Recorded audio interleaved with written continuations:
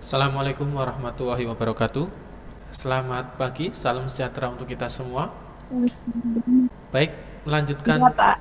kuliah kimia farmasi 2. Sebelumnya, materi yang terakhir minggu kemarin tentang apa?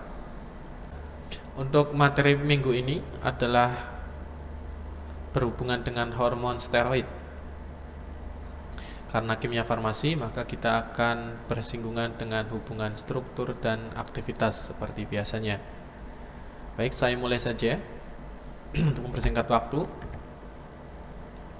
Jadi hormon steroid ini setiap manusia pasti punya. Entah jumlahnya sedikit atau banyak, pasti punya.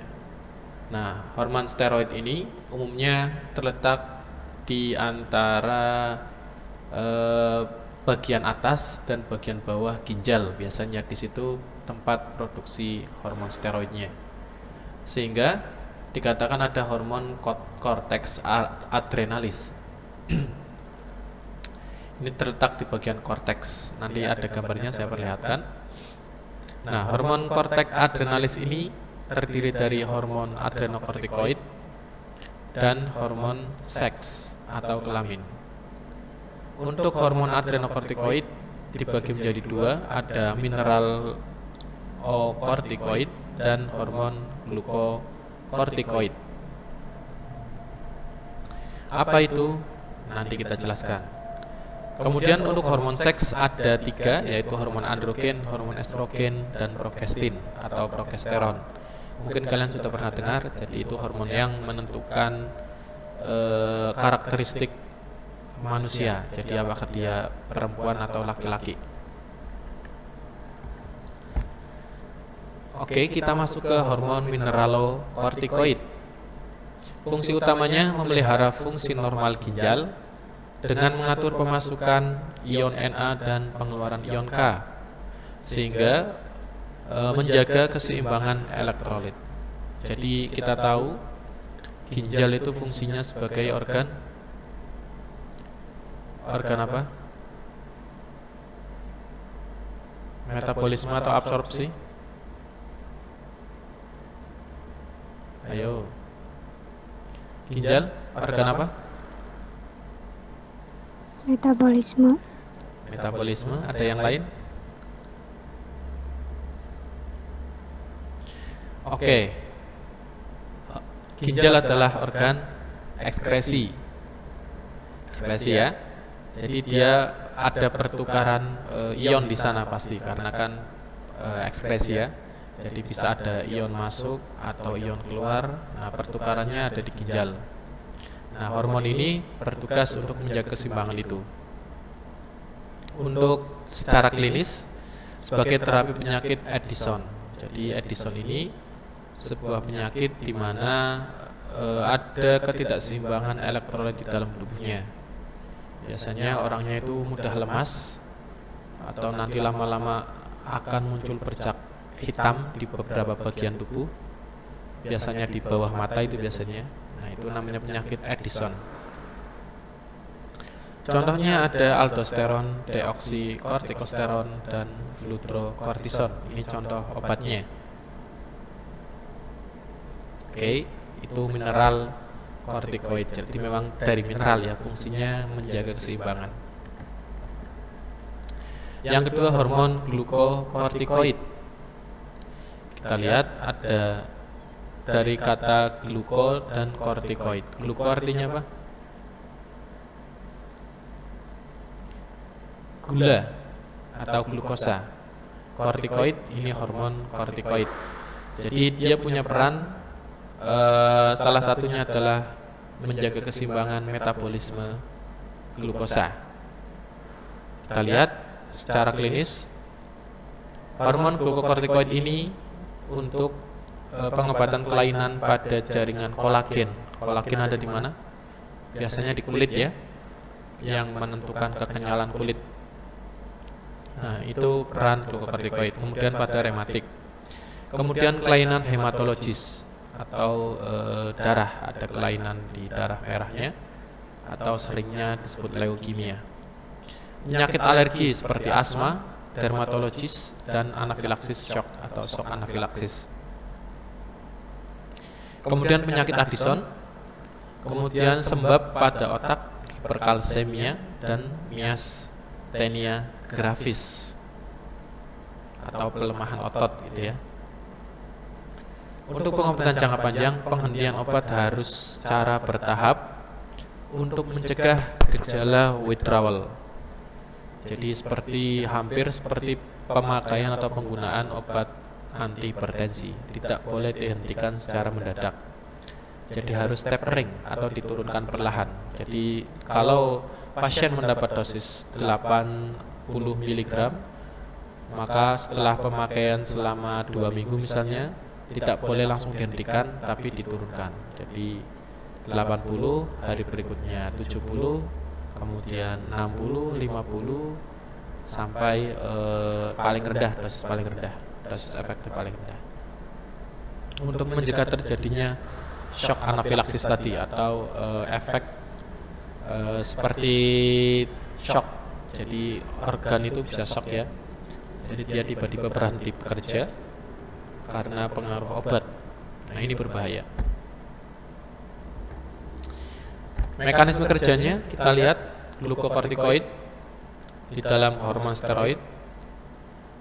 Dia setelah masuk di dalam tubuh dari cairan ekstraseluler masuk ke dalam intraseluler, kemudian kita lihat dia akan bertemu dengan reseptor di sini, kemudian akan disintesis atau sintesis protein menjadi lipomodulin. Ini senyawa protein ya. Ini punya peran menghambat. Nah, lipomodulin ini dihambat atau menghambat fosfolipase, menghambat ya. Jadi ini punya peran menghambat fosfolipase A2. Ini hormon juga, enzim karena lipase ya, ini ciri-ciri enzim. Di mana enzim ini berperan mengubah asam arakidonat yang terikat menjadi asam arakidonat bebas. Sedangkan asam arakidonat ini akan memicu keluarnya senyawa prostaglandin, ini ya, tromboksan dan leukotren. Apa ini? Ini adalah senyawa-senyawa yang memicu terjadinya keradangan, nyeri atau bengkak ya, inflamasi. Ini disebabkan karena tubuh mengeluarkan senyawa ini. Karena tadi sampai mana? Karena dihambat ya, jadi fosfolipase ini dihambat. Jadi asam arakidonat yang terikat tidak bisa bebas. Karena tadi ada ya hormon ini, karena tidak bisa bebas, maka ini pun tidak terbentuk, tidak dikeluarkan oleh tubuh. Sehingga tidak akan terjadi keradangan atau tidak terjadi inflamasi. Itu mekanisme kerjanya secara ringkas. Kalau NSAID bagaimana? Kita lihat NSAID ini contoh obatnya apa?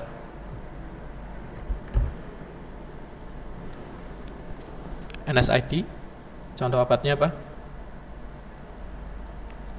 Asam mefenamat. Asam mefenamat.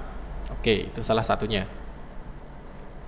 Dia berperan menghambat enzim siklooksigenase, di mana enzim siklooksigenase ini juga memicu keluarnya prostaglandin, tromboksan dan leukotren. Ini sama juga senyawa pemicu terjadinya inflamasi. Nah, NSAID ini dia menghambat secara langsung di enzim siklooksigenase, sehingga ini tidak terbentuk, sehingga prostaglandin, tromboksan dan leukotren ini tidak keluar, sehingga tidak terjadi keradangan. Itu perbedaan mekanisme kerjanya. Jadi dia berbeda di tempat kerjanya. Sampai sini bisa dipahami ya? Baik. Selanjutnya ini struktur hormon steroid. Kita lihat. Nah, ini ciri khususnya yang berwarna merah. Nah, ini nanti A, B, C, D ini cincin benzennya. Umumnya adalah seperti ini steroid. Ada 4 cincin benzen. Nanti dia tinggal mengikat apa, nanti dia akan berubah namanya, dia menjadi apa. Kita lihat contohnya di hormon mineralokortikoid. Ada aldosteron. Lihat, dia ada gugus O di sini. Nah, sehingga disebut aldosteron. Gugus utamanya sama. Kemudian deoksikortikosteron. Perbedaannya di sini ada metil. Di sini juga ada metil. Kemudian fludrokortison, ada gugus fluornya di sini dan gugus OH, disebut fludrokortison. Punya peran sebagai hormon steroid juga. Nah, kita lihat lagi seperti materi sebelumnya. Jadi cincin utamanya, kemudian ini ya, ada R ini rantai samping ya. Dia akan mengikat apa? Kalau dia mengikat O, maka akan menjadi kortison, senyawa kortison. Kalau mengikat OH, R-nya, maka akan menjadi hidrokortison. Nah, ada lagi misalnya untuk yang ini ada R1 dan R2.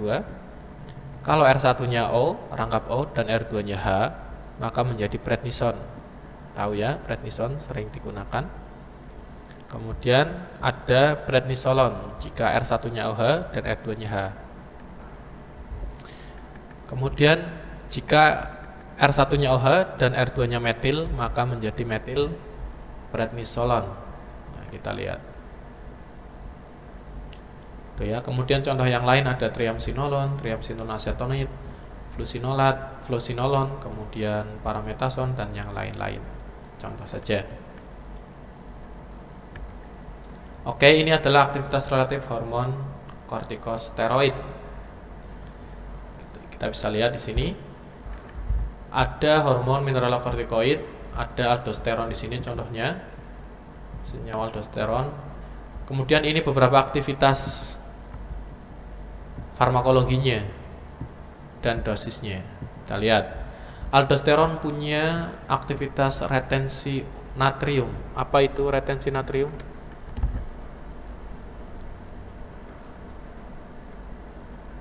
Ada yang tahu?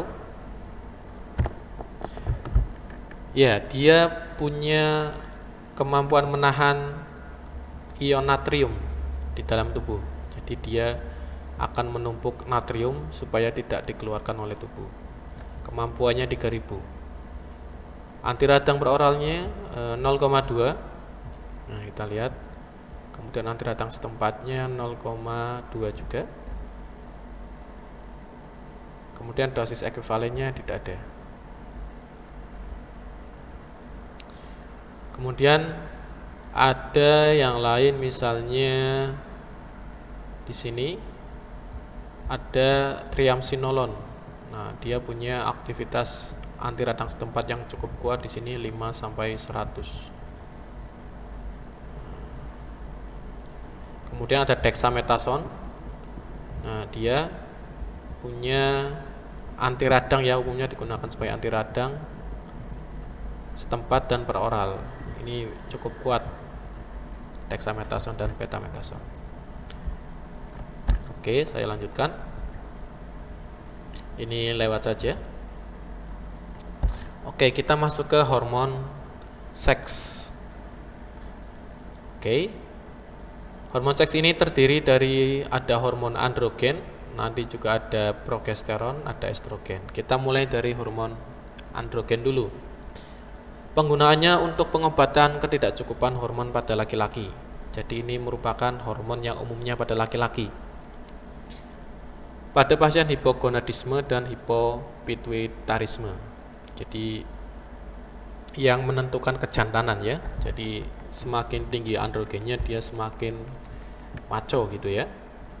Nah, jika hipogonadisme artinya dia kekurangan kejantanan atau lebih ke orangnya nanti seperti apa namanya, banci gitulah ya, atau ya itulah intinya dia tidak semaco pada umumnya, jadi ke perempuanan, ke cewek-cewekan gitu ya, hipogonadisme. Impotensi, apa itu impotensi? Ada yang tahu? Impotensi.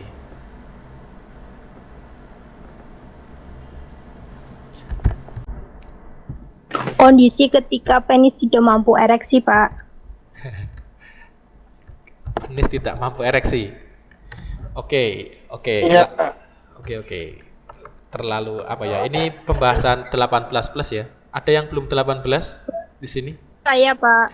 Belum 18? Ya, pelan-pelan ya. Jadi jangan kaget. Ini pembahasan memang agak apa namanya, tidak usah terlalu tabu karena kita orang kesehatan ya. Jadi impotensi ini jadi orangnya itu tidak bisa ereksi. Ereksi apa? Ya intinya lebih mudahnya tidak bisa bangun gitulah ya. Tidak bisa bangun. Ini pada laki-laki ya, bukan pada perempuan, pada laki-laki. Oke, nanti sebelum terlalu dalam saya lanjutkan. Kemudian ada osteoporosis. Sudah sering kalian lihat di TV iklannya ya. Sudah tahu semua. Kemudian tumor payudara. Oke. Payudara punya semua ya. Ada yang di sini tidak punya payudara? Laki-laki punya atau tidak? Punya tapi nggak gede. Punya. Ya, saya tanyanya punya atau tidak saja, jangan sebutkan ukurannya. Ya pasti berbeda.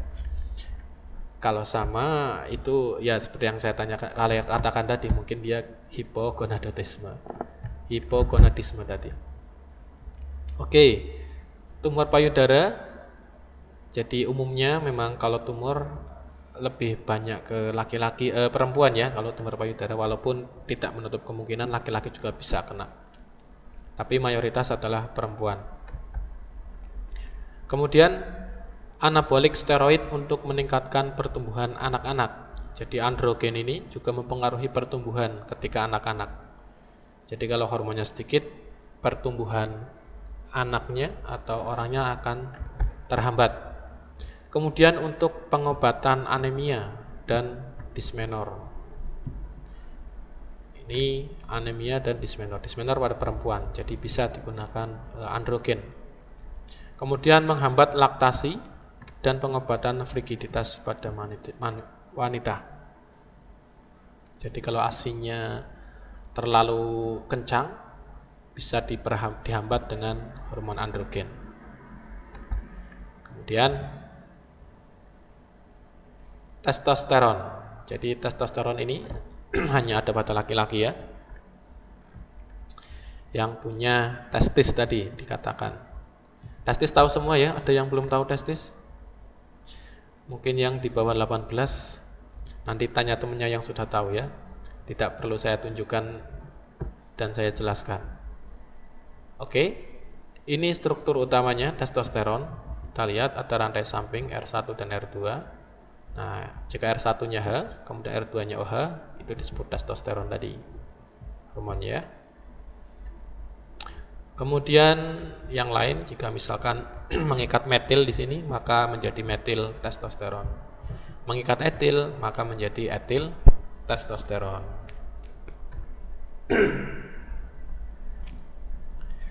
Baik, kemudian ini beberapa modifikasi atau sintesisnya lagi dari gugus utama testosteron tadi. Ada di sini contohnya fluoxymesteron. Di sini ada gugus OH, ciri khususnya. Kemudian ada F karena fluor ya. Kemudian mesteron, dia ada gugus metil di sini. Kemudian ada metan, terus T, nolon. Ada ikatan rangkap di sini. Oksimetolon, dia mengikat CH di sini dan OH. Kemudian ada stanozolol, danazol, nandrolon, etil, estrenol dan dipolon. Ini beberapa contoh saja tentang atau beberapa modifikasi atau sintesis dari testosteron. Kemudian hormon estrogen. Ini umumnya pada wanita. Jadi di laki-laki ada atau tidak? Ada, cuma hanya dalam jumlah sedikit, sangat sedikit. Penggunaan klinik untuk terapi ketidaknormalan sistem reproduksi wanita. Jadi jika produksinya tidak optimal atau tidak normal, Ini bisa digunakan terapi hormon estrogen. Karsinoma apa? Ayo, ini sering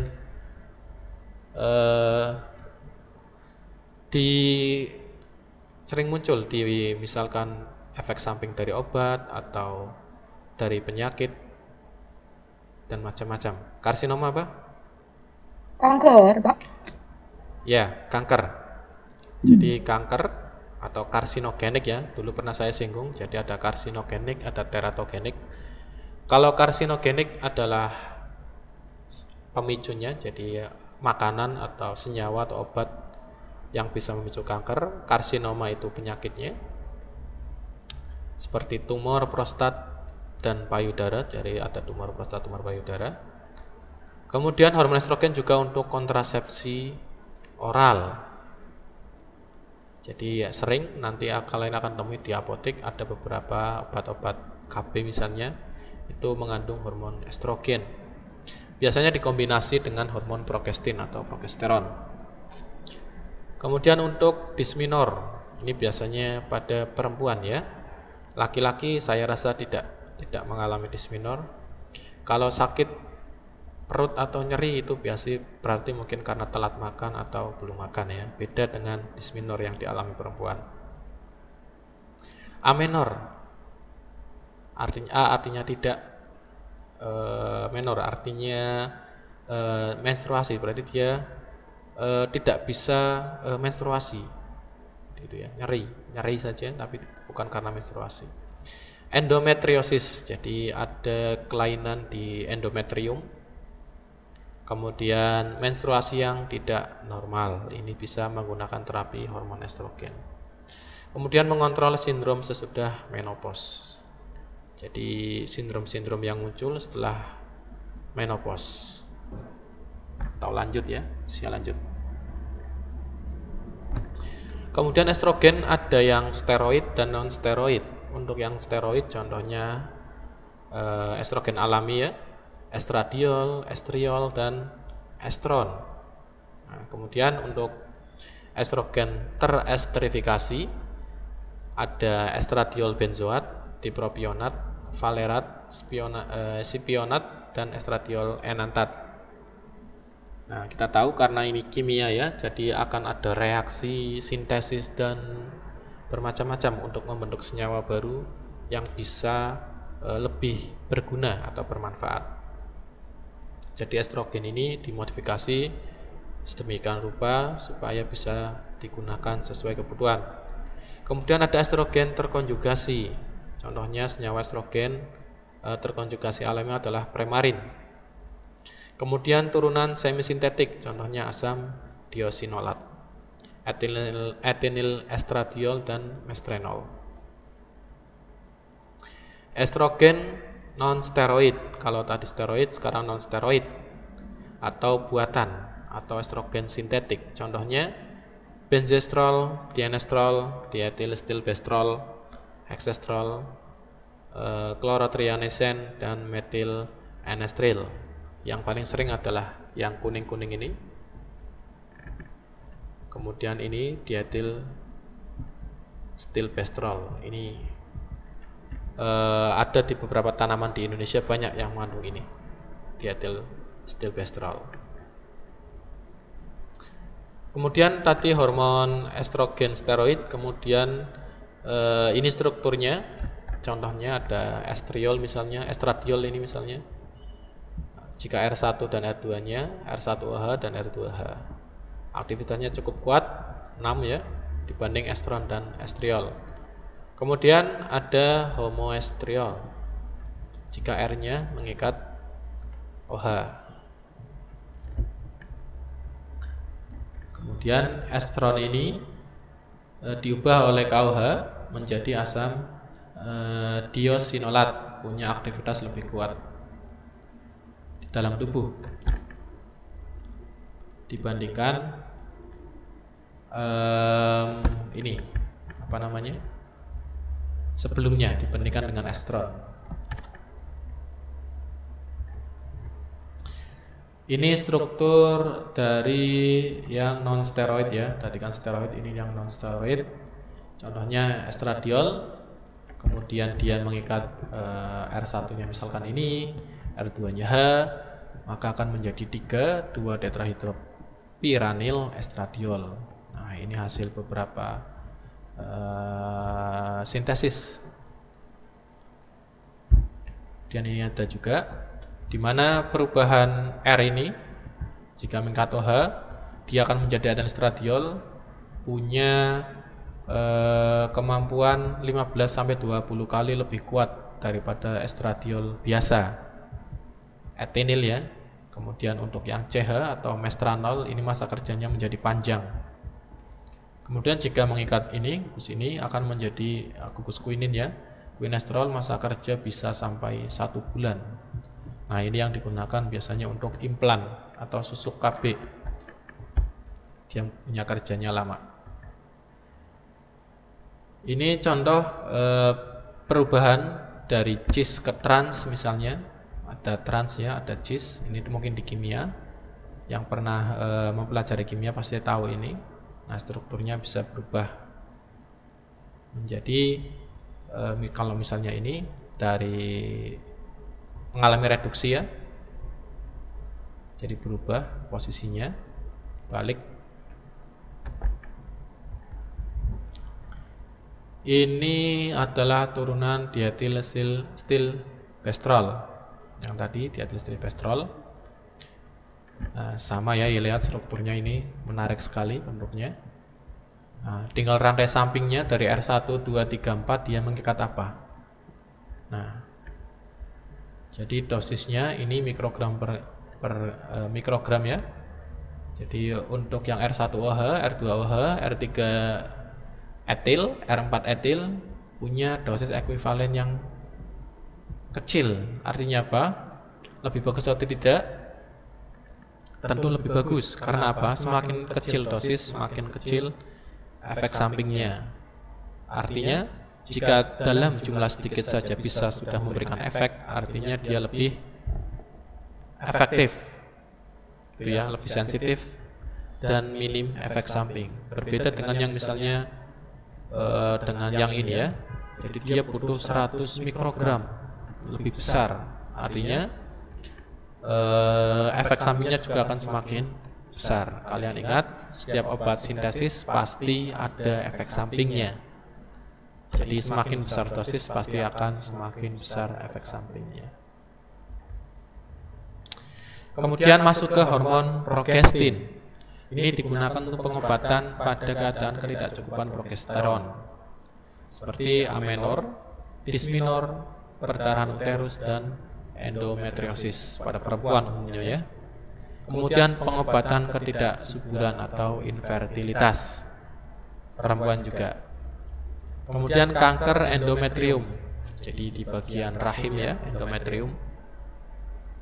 Kemudian untuk kontrasepsi oral dalam bentuk tunggal maupun kombinasi dengan hormon estrogen. Jadi sama seperti estrogen tadi, dia digunakan untuk bahan atau zat aktif obat kontrasepsi oral. Ada yang sudah pernah pakai atau pernah minum obat KB, pil KB? Belum ada ya? Saya yakin belum ada. Karena kalian belum sampai memikirkan program itu ya. Kalian masih harus memikirkan program kuliah dulu sebelum ikut program KB. Baik, turunan progesteron. Oke, cukup banyak.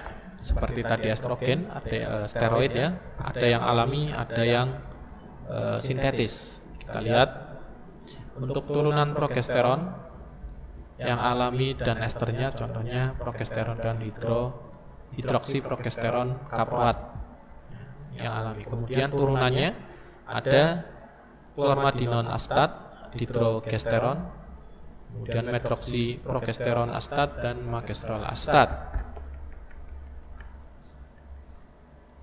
Kemudian ada turunan 19 norprogesteron, ada amadinon astat dan nomegestrol astat.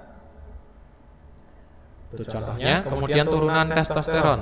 Nah, ini pada laki-laki.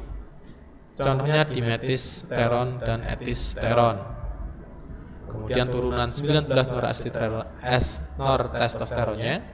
Contohnya ada alilestrenol, ethylene diastat, kemudian ada linestrenol, norethindron, norethinomycin, kemudian norgestrel dan kuningestanol asetat. Yang paling sering digunakan ini ada linestrenol, ini cukup banyak di Indonesia, dibuat sediaan ya. Oke. Kita lihat strukturnya.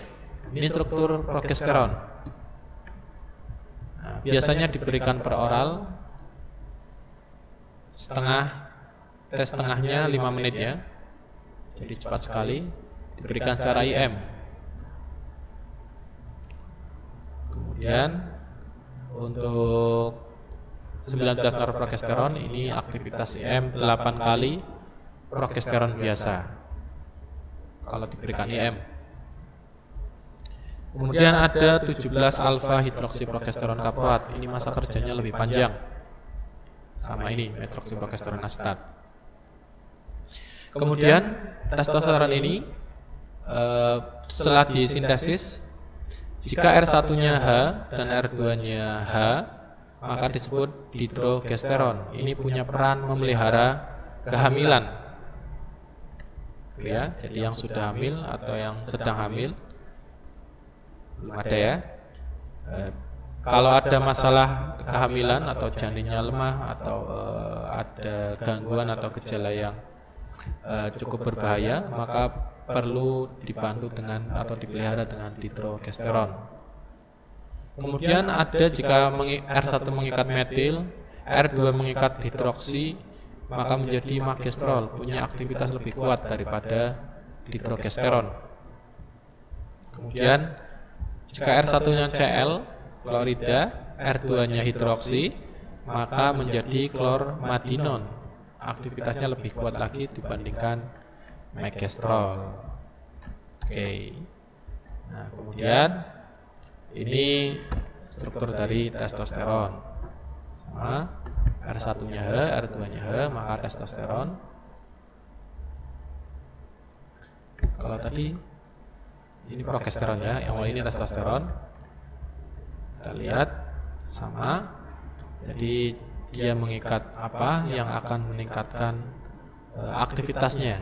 Jadi memang tujuan dari peneliti atau orang-orang kimia adalah menemukan obat baru dengan melakukan sintesis. Ya, jadi kalau kalian yang suka kimia atau tertarik menciptakan atau menemukan obat baru, kalian bisa mempelajari ini. Jadi memang bukan untuk dihafal ya. Jadi kimia itu bukan untuk dihafal, tapi kalian tahu prinsip-prinsipnya. Kalian harus kalau mau mengembangkan harus punya banyak referensi dan buku tentang kimia. Nanti kalian bisa menciptakan misalkan struktur baru, kemudian kalian beri nama sesuai keinginan kalian. Misalnya kalau namanya, ya boleh menggantinya atau memberi nama sesuai nama kalian boleh, karena kalian yang menemukan. Oke, di sini ada linestrenol ya, yang tadi saya katakan, dia sering digunakan.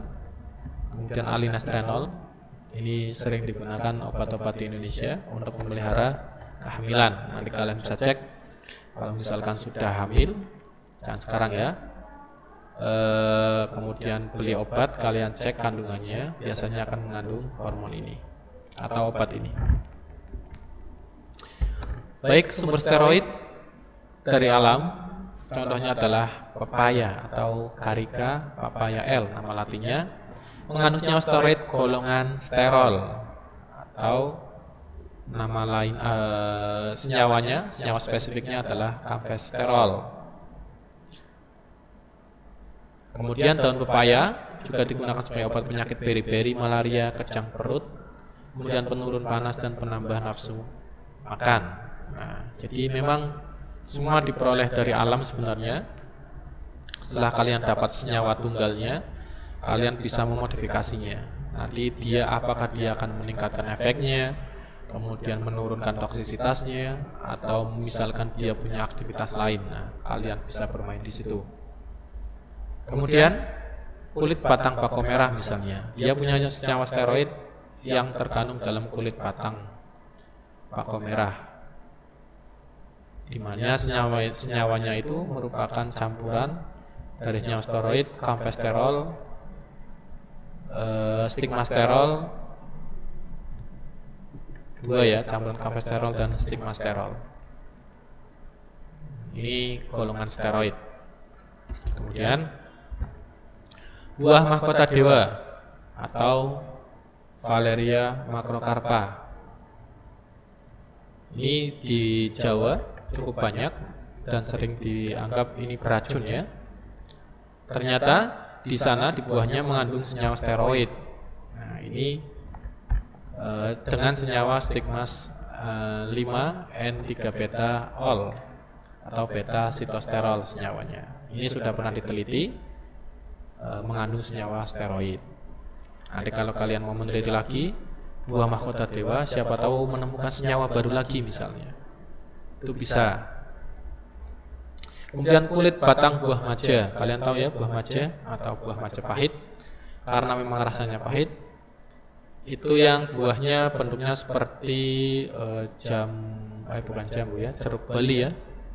Cuma kulitnya mengkilat dan keras seperti cangkang, warnanya hijau, kemudian di dalamnya itu seperti sirsat kalau tidak salah, jadi putih, kemudian agak berserat seperti itu.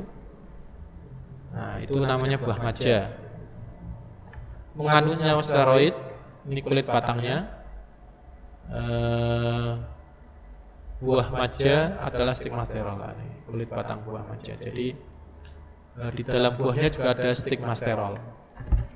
Jadi stigmasterol ini kan steroid ya, ingat. Steroid ini fungsinya bisa macam-macam. Kalau laki-laki biasanya yang digunakan untuk meningkatkan kejantanan gitu ya, atau meningkatkan adrenalin. Nah, gitu, atau pemicu stamina atau semangat. Itu golongan steroid atau steroid ya. Baik,